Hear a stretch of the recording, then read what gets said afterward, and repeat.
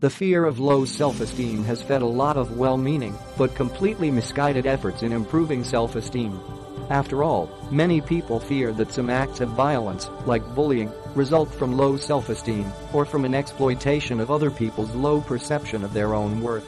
This doesn't mean, however, that all efforts to improve self-esteem are worthless. With enough effort and support from other people, something as enduring as a person's conception of their worth as people can be slowly changed and improved.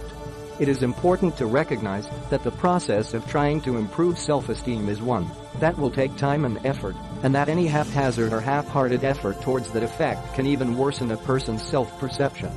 It is important to recognize that self-esteem, to begin with, is not the same as self-confidence. While self-confidence is more forward-looking, like a consideration of a person's ability to do well in a future activity, self-esteem is a person's long-term perception of their worth.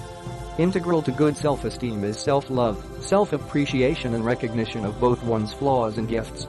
Low self-esteem can contribute to one's low levels of confidence.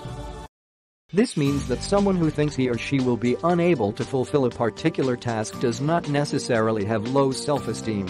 This is because low self-esteem is a wholly conceived personality and self-perception.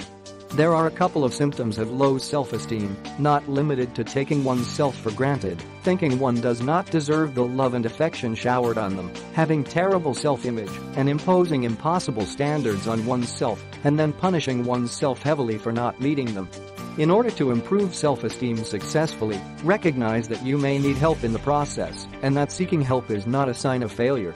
In fact, psychiatrists are trained specifically to help move you away from your negative feelings and perceptions about yourself. With their help, you will be able to reevaluate how you view yourself in the context of your daily activities and your social interactions.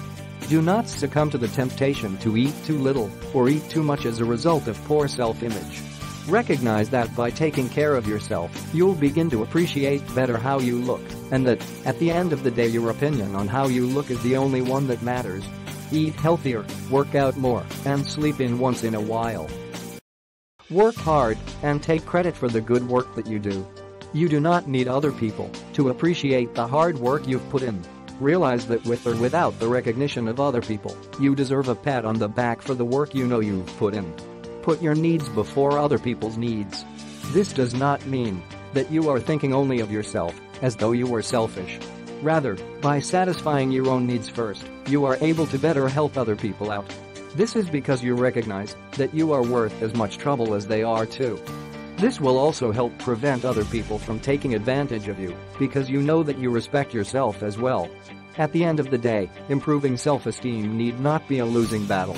It all begins by recognizing that you can improve your esteem, that you can get help, and that you can make conscious decisions daily to make you realize your own worth as a person. Click the link in the description below to visit the Forgotten Laws to learn more.